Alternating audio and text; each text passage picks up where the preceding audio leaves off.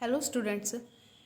ਤਾਂ ਸਟਰਕਚਰ ਦੇ ਟੌਪਿਕ ਦੇ ਵਿੱਚ ਹੁਣ ਸਾਡਾ ਨੈਕਸਟ ਮੈਥਡ ਹੈ, ਨੈਕਸਟ ਟੌਪਿਕ ਹੈ how to pass structure to a function. ਜੇਕਰ ਤੁਸੀਂ ਸਟਰਕਚਰ ਨੂੰ ਫੰਕਸ਼ਨ ਦੇ ਵਿੱਚ ਐਜ਼ ਅ ਆਰਗੂਮੈਂਟ ਜਾਂ ਐਜ਼ ਅ ਪੈਰਾਮੀਟਰ ਪਾਸ ਕਰਨਾ ਚਾਹੁੰਦੇ ਹੋ ਤਾਂ ਤੁਸੀਂ ਕਿੱਦਾਂ ਕਰਦੇ ਹੋ। ਹੁਣ ਤੁਸੀਂ ਨੋਰਮਲ ਵੇਰੀਏਬਲਸ ਨੂੰ ਫੰਕਸ਼ਨ ਦੇ ਵਿੱਚ ਕਿੱਦਾਂ ਪਾਸ ਕਰਦੇ ਹੋ ਆਪਾਂ ਸਿੱਖ ਚੁੱਕੇ ਹਾਂ ਕਿ ਆਪਾਂ ਕੋਈ ਵੇਰੀਏਬਲ ਲੈਂਦੇ ਹਾਂ ਜਿੱਥੇ ਅਸੀਂ ਫੰਕਸ਼ਨ ਨੂੰ ਕਾਲ ਕਰ ਰਹੇ ਹਾਂ, ਉਹਦੇ ਵਿੱਚ ਇੱਕ ਵੈਲਿਊ ਪਾਸ ਕਰਦੇ ਹੁੰਦੇ ਹਾਂ। ਕਲੀਅਰ ਹੈ। ਤੇ ਉਹ ਜੇ ਫੰਕਸ਼ਨ ਦੀ ਕਾਲ 'ਤੇ ਜਿਹੜੀ ਵੈਲਿਊ ਪਾਸ ਹੁੰਦੀ ਨੀਚੇ ਫੰਕਸ਼ਨ ਉਹਨੂੰ ਰਿਸੀਵ ਕਰਦਾ ਹੈਗਾ। ਤਾਂ ਇੱਥੇ ਵੀ ਸੇਮ ਹੈ, ਇੱਥੇ ਤੁਸੀਂ ਨੋਰਮਲ ਵੇਰੀਏਬਲ ਪਾਸ ਨਾ ਕਰਕੇ ਤੁਸੀਂ ਸਟਰਕਚਰ ਪਾਸ ਕਰ ਰਹੇ ਹੋ ਤਾਂ ਕਿੱਦਾਂ ਕਰੋਗੇ। ਇੱਕ ਅਸੀਂ ਸਟਰਕਚਰ ਬਣਾ ਲਿਆ, ਸਟੂਡੈਂਟ ਉਸਦਾ ਨਾਮ ਹੈ, 2 ਉਹਦੇ ਮੈਂਬਰ ਨੇ, ਰੋਲ ਨੰਬਰ ਅਤੇ ਏਜ।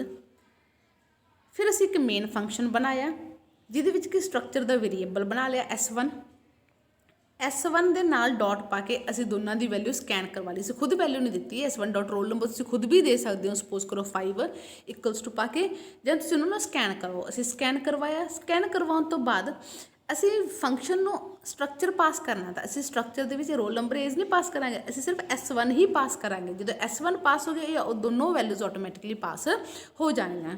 ਤਾਂ ਅਸੀਂ ਇੱਕ ਡਿਸਪਲੇ ਫੰਕਸ਼ਨ ਨੂੰ S1 ਪਾਸ ਕਰਵਾਤਾ। ਨੀਚੇ ਅਸੀਂ ਡਿਸਪਲੇ ਫੰਕਸ਼ਨ ਬਣਾਇਆ। ਡਿਸਪਲੇ ਫੰਕਸ਼ਨ ਕੀ ਚੀਜ਼ ਰਿਸੀਵ ਕਰ ਰਿਹਾ, S1 ਕੀ ਹੈ, S1 ਸਟਰਕਚਰ ਦਾ ਵੇਰੀਏਬਲ ਹੈ। ਤਾਂ ਇੱਥੇ ਤੁਸੀਂ ਇੰਟ ਵਗੈਰਾ ਪਾ ਕੇ ਰਿਸੀਵ ਨਹੀਂ ਕਰ ਸਕਦੇ, ਇੱਥੇ ਤੁਸੀਂ ਵੇਰੀਏਬਲ ਹੀ ਰਿਸੀਵ ਕਰੋਗੇ। ਤਾਂ ਵੇਰੀਏਬਲ ਇੱਧਰੋਂ ਪਾਸ ਹੋ ਰਿਹਾ ਤਾਂ ਵੇਰੀਏਬਲ ਇੱਥੇ ਨਵਾਂ ਬਣਾਓ, ਇੱਕ ਡਿਕਲੇਅਰ ਕਰੋ ਸਟਰਕਟ ਸਟੂਡੈਂਟ ਸਟਰਕਚਰ ਦਾ ਇੱਕ ਆਬਜੈਕਟ ਬਣਾਇਆ S। ਤਾਂ ਹੁਣ S1 ਦੀ ਵੈਲਿਊ ਕਿਹਦੇ 'ਚ ਆ ਜਾਏਗੀ, ਤੁਹਾਡੇ S ਦੇ ਵਿੱਚ ਰਿਸੀਵਿੰਗ ਹੋ ਗਈ। ਉਸ ਤੋਂ ਬਾਅਦ ਅਸੀਂ S ਦੇ ਨਾਲ ਡਾਟ ਪਾ ਕੇ ਦੋਨਾਂ ਵੈਲਿਊਜ਼ ਨੂੰ ਪ੍ਰਿੰਟ ਕਰਕੇ ਦਿਖਾਤਾ।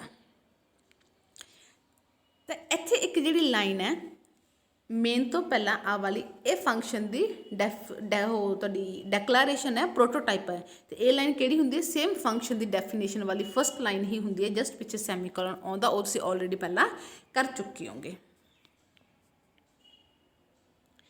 Next return structure from a function. ਤੁਹਾਡਾ ਫੰਕਸ਼ਨ ਔਰ ਹੁਣ ਸਟਰਕਚਰ ਰਿਟਰਨ ਕਰੇ, ਯਾਨੀ ਕਿ ਤੁਸੀਂ ਇੱਧਰ ਇੱਕ ਤੁਹਾਡਾ ਫੰਕਸ਼ਨ ਹੋਊਗਾ, ਉਹ ਆਪਦੇ ਸਟਰਕਚਰ ਦੀ ਵੈਲਿਊਜ਼ ਇੱਧਰ ਪਾਸ ਕਰੂਗਾ।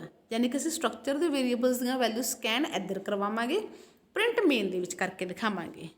ਤਾਂ ਉਹਦੇ ਲਈ ਅਸੀਂ ਜਦੋਂ ਵੀ ਕੋਈ ਵੈਲਿਊ ਰਿਟਰਨ ਕਰਦੇ ਸੀ ਪਹਿਲਾਂ ਕੀ ਸਿੱਖਿਆ ਸੀ ਕਿ ਸਪੋਜ਼ ਕਰੋ ਤੁਹਾਡਾ ਇੱਥੇ ਕੋਈ ਫੰਕਸ਼ਨ ਹੈ ਜਿਹੜਾ ਕੋਈ ਨੋਰਮਲ ਵੇਰੀਏਬਲ ਇੰਟ ਦੀ ਕੋਈ ਰਿਟਰਨ ਕਰ ਰਿਹਾ, ਤਾਂ ਜਿੱਥੇ ਫੰਕਸ਼ਨ ਕਾਲ ਹੋ ਰਿਹਾ ਉੱਥੇ ਅਸੀਂ ਕਿਸੇ ਇੰਟ ਵੇਰੀਏਬਲ ਦੇ ਵਿੱਚੋਂ ਵੈਲਿਊ ਪਾਉਣੇ ਹੁੰਦੇ ਆ, ਇਹਦੇ ਬਰਾਬਰ ਰੱਖਦੇ ਹੁੰਦੇ ਆ ਕਾਲ ਨੂੰ। ਤਾਂ ਉਹੀ ਚੀਜ਼ ਇੱਥੇ ਲਾਗੂ ਹੋਗੀ, ਬਟ ਇੱਥੇ ਇੱਕ ਨੋਰਮਲ ਵੇਰੀਏਬਲ ਨਹੀਂ ਹੈਗਾ, ਅਸੀਂ ਸਟਰਕਚਰ ਨੂੰ ਰਿਟਰਨ ਕਰਨਾ। ਤਾਂ ਉਹਦੇ ਲਈ ਪਹਿਲਾਂ ਅਸੀਂ ਸਟਰਕਚਰ ਬਣਾ ਲਿਆ ਇੱਕ, ਸੇਮ ਜਿੱਦਾਂ ਪਹਿਲਾਂ ਬਣਾਇਆ ਸੀ। ਤੁਹਾਡਾ ਫੰਕਸ਼ਨ ਬਣਾਓਗੇ ਤੁਸੀਂ, ਕਿਉਂਕਿ ਹੁਣ ਜਿਹੜਾ ਫੰਕਸ਼ਨ ਹੈ ਉਹ ਰਿਟਰਨ ਕਰ ਰਿਹਾ ਸਟਰਕਚਰ ਦੀ ਵੈਲਿਊ, ਤਾਂ ਰਿਟਰਨ ਟਾਈਪ ਉਹਦੀ ਕੀ ਆਊਗੀ, ਸਟਰਕਟ। ਇੱਥੇ ਵਾਈਡ ਨਹੀਂ ਪਾਉਂਗੇ ਬਹੁਤ, ਇੰਟ ਫਲੋਟ ਵੀ ਨਹੀਂ ਪਾਉਂਗੇ, ਕਿਉਂਕਿ ਰਿਟਰਨ ਕੀ ਚੀਜ਼ ਹੋ ਰਹੀ ਹੈ, ਸਟਰਕਚਰ। ਅਤੇ ਅੱਗੇ ਰਿਟਰਨ ਟਾਈਪ ਆਉਂਦੀ ਹੁੰਦੀ ਹੈ ਰਿਟਰਨ ਕਰਨ ਲੱਗੇ, ਇੱਥੇ ਤੁਸੀਂ ਸਟਰਕਟ ਪਾਉਣਾ। ਤੁਹਾਡੇ ਫੰਕਸ਼ਨ ਦਾ ਨਾਮ ਹੋ ਗਿਆ ਗੈਟ ਇਨਫੋਰਮੇਸ਼ਨ। ਸਟਰਕਟ ਕਿਹੜਾ, ਸਟੂਡੈਂਟ ਦਾ ਅਸੀਂ ਵੇਰੀਏਬਲ ਰਿਟਰਨ ਕਰ ਰਹੇ ਹਾਂ। ਤਾਂ ਇੱਥੇ ਇੱਕ ਤੁਹਾਡੇ ਸਟਰਕਚਰ ਦਾ ਵੇਰੀਏਬਲ ਬਣਾਇਆ S1 ਨਾਲ ਦੋਨਾਂ ਦੀ ਵੈਲਿਊ ਸਕੈਨ ਕਰਵਾਈ ਅਤੇ ਰਿਟਰਨ ਕਰਤਾ S1 ਨੂੰ। ਇੱਥੇ ਅਸੀਂ ਰਿਟਰਨ ਟਾਈਪ ਵੀ ਦਿੱਤੀ ਹੋਈ ਹੈ। S1 ਜਿਹੜਾ ਰਿਟਰਨ ਹੋਊਗਾ ਉਹ ਕਿਹਦੇ ਵਿੱਚ ਆਉਂਦਾ ਹੁੰਦਾ, ਆਪਣੇ ਮੇਨ 'ਚ। ਮੇਨ ਦੇ ਵਿੱਚ ਅਸੀਂ ਇਸੇ ਸਟਰਕਚਰ ਦਾ ਇੱਕ ਹੋਰ ਵੇਰੀਏਬਲ ਬਣਾਇਆ S ਨੂੰ ਗੈਟ ਫੰਕਸ਼ਨ ਦੀ ਕਾਲ ਦੇ ਇਕੁਅਲ ਰੱਖਿਆ, ਯਾਨੀ ਕਿ ਜੋ ਵੈਲਿਊ ਰਿਟਰਨ ਕਰੋ ਉਹ S ਦੇ ਵਿੱਚ ਸਟੋਰ ਹੋ ਜੂਗੀ। ਅਸੀਂ ਉਸ ਤੋਂ ਬਾਅਦ ਵੈਲਿਊਜ਼ ਪ੍ਰਿੰਟ ਕਰਕੇ ਦਿਖਾਈਆਂ S dot roll number, S dot age. ਤਾਂ ਇਸ ਸਾਡਾ ਟੌਪਿਕ ਰਿਟਰਨਿੰਗ ਸਟਰਕਚਰ ਫਰੋਮ ਆ ਫੰਕਸ਼ਨ। ਨੈਕਸਟ ਤੁਹਾਡੇ ਫੰਕਸ਼ਨ ਦੇ ਓਬੀਅਸ ਜਿਹੜੇ ਸਟਰਕਚਰ ਨੇ ਉਹਦੇ ਅਸੀਂ ਮੈਰਿਟਸ ਦਾ ਦੇਖ ਲਏ ਕਿ ਉਹਦੇ ਫਾਇਦੇ ਕੀ ਨੇ, ਉਹਦੇ ਕੁਛ ਲਿਮਿਟੇਸ਼ਨਸ ਨੇ ਸਟਰਕਚਰ ਦੀਆਂ। ਤਾਂ ਉਹ ਲਿਮਿਟੇਸ਼ਨਸ ਕੀ ਨੇ, C does not allow the structure data type to be treated as a built in data type. Structure ਨੂੰ ਤੁਸੀਂ ਕਦੇ ਵੀ ਬਿਲਟ ਇਨ ਡਾਟਾ ਟਾਈਪ ਵਾਂਗੂ ਟ੍ਰੀਟ ਨਹੀਂ ਕਰ ਸਕਦੇ।